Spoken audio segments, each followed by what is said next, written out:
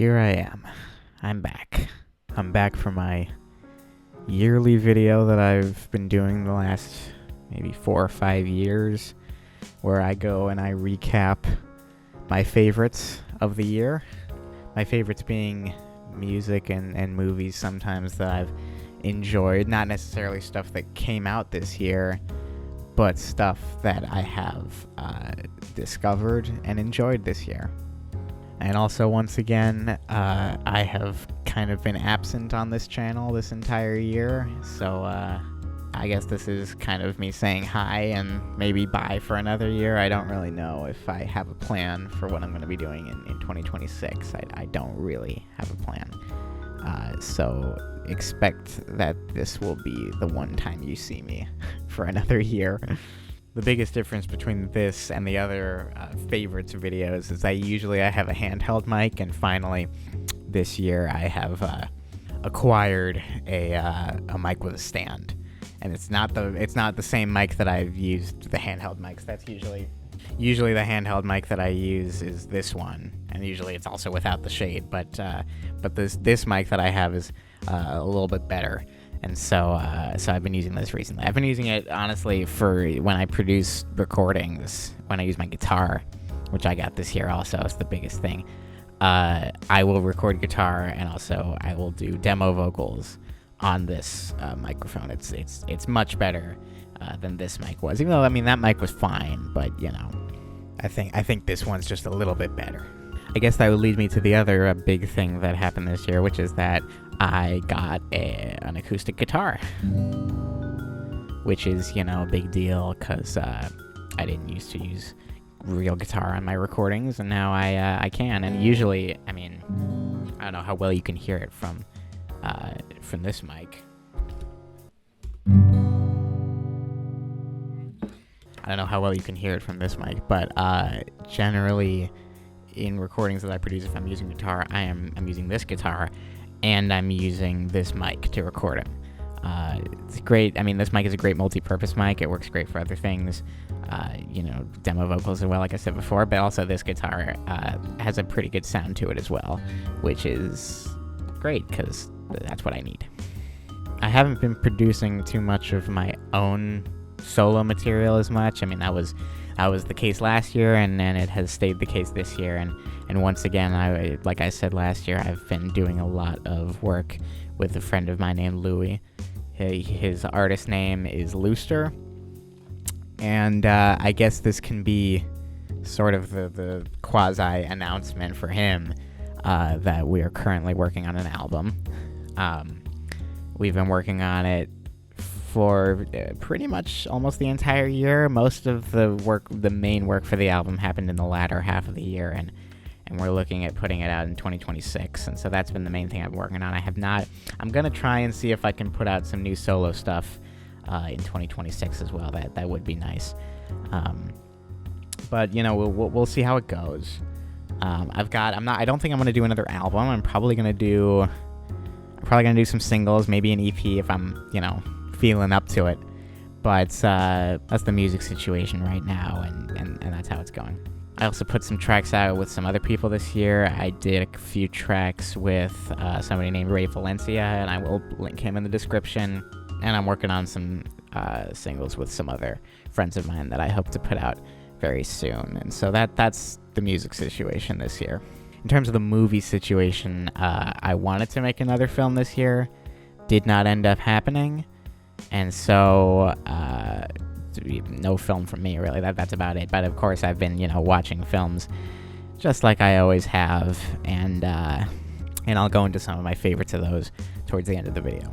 But now it's time for the part of the video that I always do, which is talking about my playlist I've made this year that documents all of the songs this year that I really thought were special, that I kind of discovered, and I really thought were quite good. And this year's playlist, I would say, has the least amount of tracks of any of the favorites playlists that I've made. And I think, in a way, that was kind of telling about, the new music we got this year. I think if you watch any music review channel, I've seen a few, a lot of them are saying that this year was kind of, there weren't that many, like big songs this year. And I think, that's also part of why, there wasn't that much on my playlist that I found that was really special, because there weren't that many, like big, great songs that were really coming out.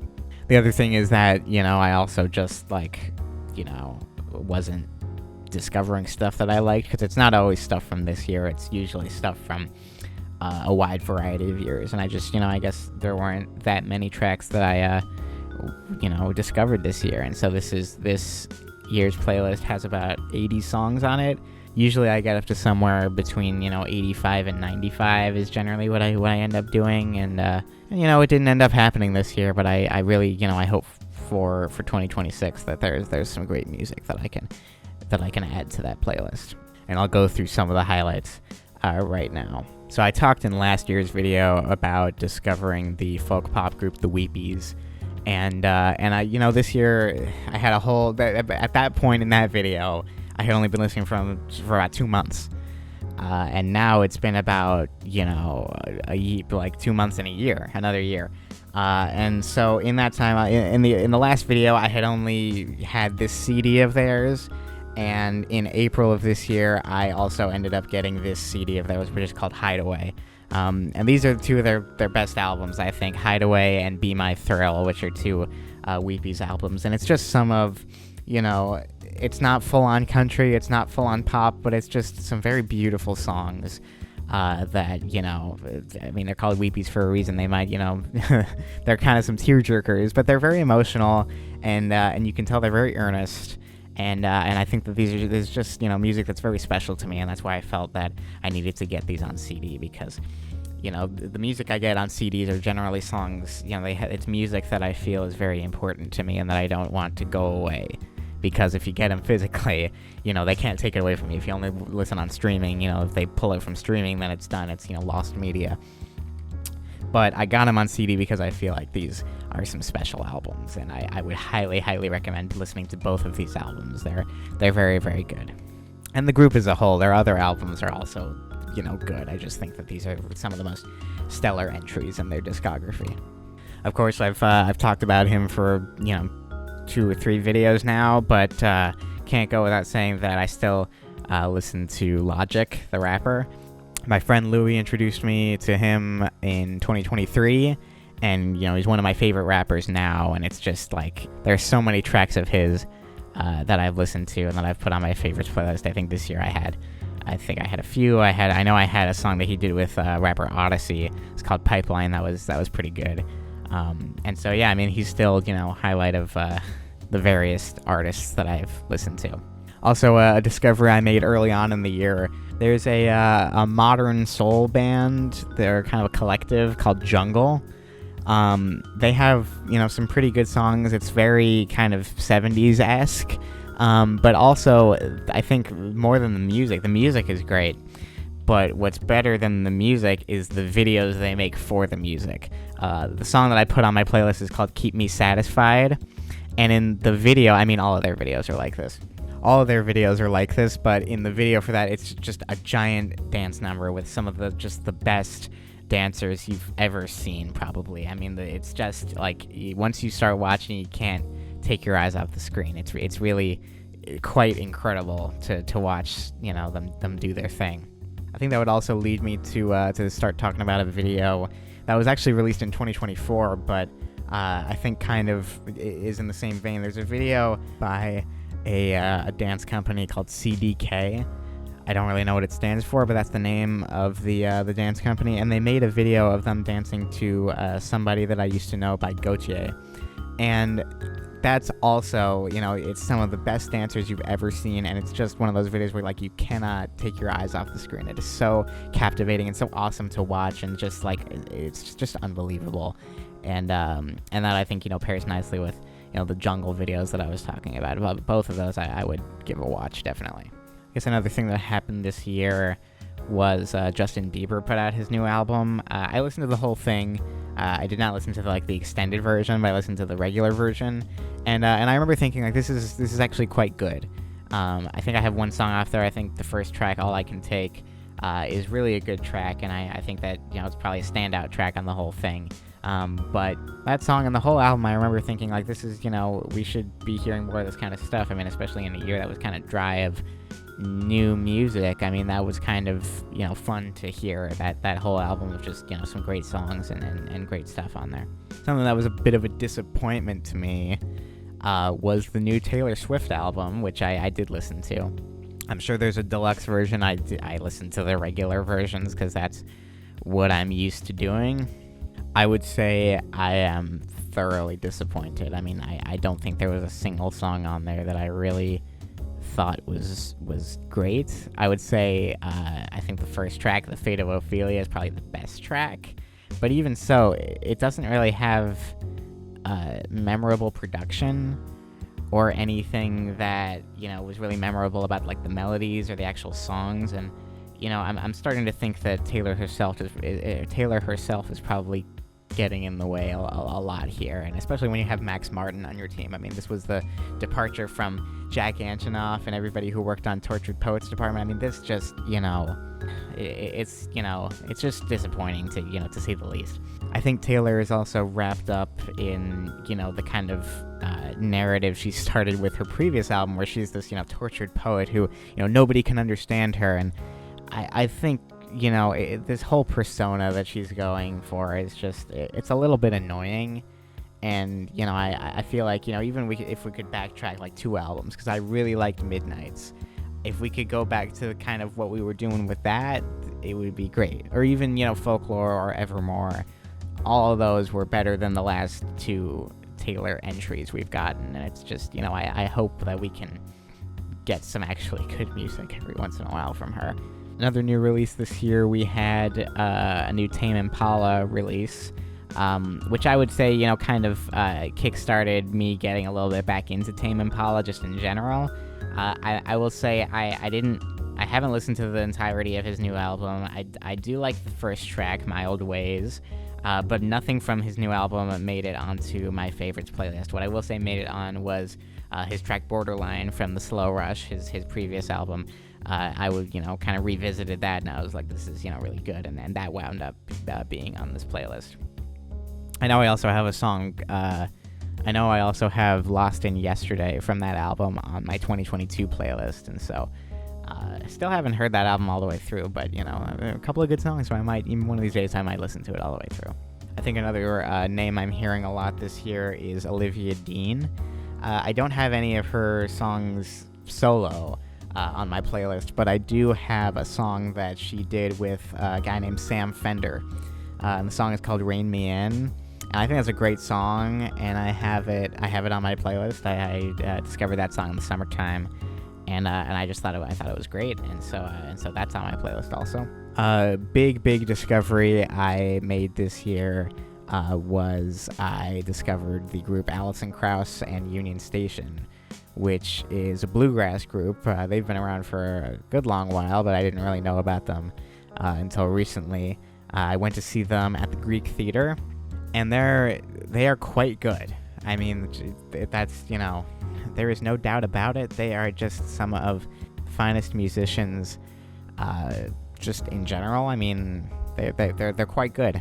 They were on tour this year to promote their new album, Arcadia, which I also got on CD. I do think this album is definitely worth a listen. I think this is one of the best albums of the year.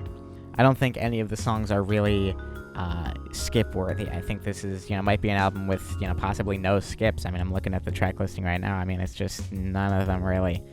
And again, I got this on CD this year because I felt that this group of songs was important to have, and so I feel like that, if that tells you anything, it should just be go and give this album a listen, because it's really great. Towards the end of the year, I went to go see Ben Platt at the Amundsen Theater in Los Angeles, and some of the songs that he did I thought were pretty good. Towards the end of my playlist, his song Rain wound up on my playlist. I thought that was a pretty good song, and so that wound up there. And there's one last thing that I will mention, and I know this is a favorites video, but I feel as though I should comment on the latest Beatles release. So this year, the Beatles put out Anthology 4, which had the new mix of their song Real Love. They also put out the anthology series, remastered and re-edited on Disney+. So the main thing about the anthology I won't go on too long about this, I just felt like I should comment.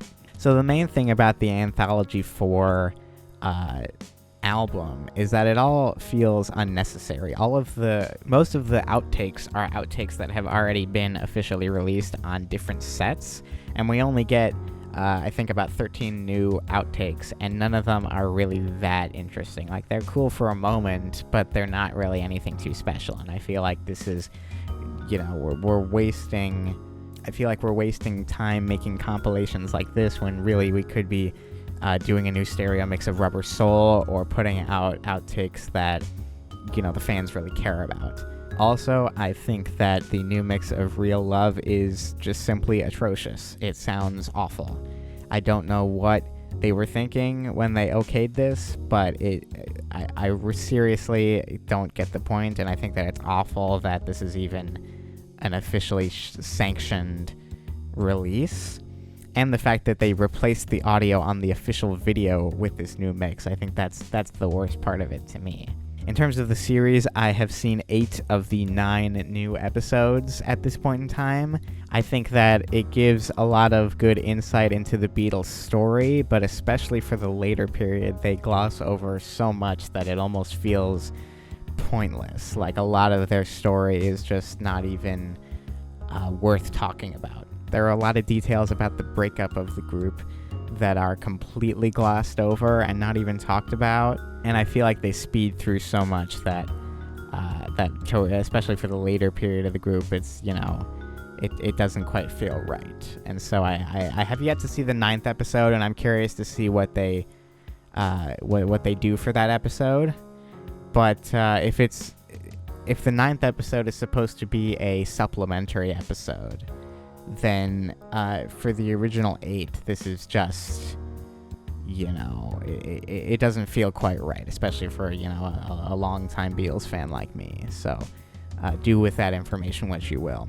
Anyways, back to the favorites part of this video. I'm going to go into the movie section of this video now and just, talk about that for a little bit. I know last year I talked about, all movies that I had seen, but I'm probably going to talk about, movies I've saw that came out this year. I mean, I can, you can find me on Letterboxd. I'll put a link in the description if you really care about other stuff that I've seen. But I'm going to talk about a few movies that I saw this year that I thought were pretty good. First movie I'll talk about is probably the movie of this year that's on everybody's minds. I'll talk about Sinners. I saw Sinners in the theater in May, and I remember thinking, this is pretty darn good. This is not, your average everyday film. What I did think held it back a little bit was that, towards the end, I felt like it lost a bit of its artsiness and just kind of went full, commercial horror film where they're just kind of fighting the vampires. But at the end of the day, a lot of it is quite good. I don't predict that it will be winning Best Picture, and I'll talk about what I think will in a second. Next film I saw this year that I think might be my all-time favorite of the year. I haven't really decided yet, but I think it might be. I saw the movie The Life of Chuck. This is a movie based on a Stephen King story, and I thought, this is one of the few movies made this year that was kind of, earnest and not, and kind of sentimental a little bit, and it wasn't, super duper cynical in that kind of way. And so I thought, this feels like, a really sweet film. And I think there's also a lot of parts of the movie where you just feel a great sense of joy. And, those are the kinds of movies that, a lot of the time I really do enjoy. And so I would highly recommend The Life of Chuck. I saw that film this summer, and another film I saw this summer was the movie Materialists.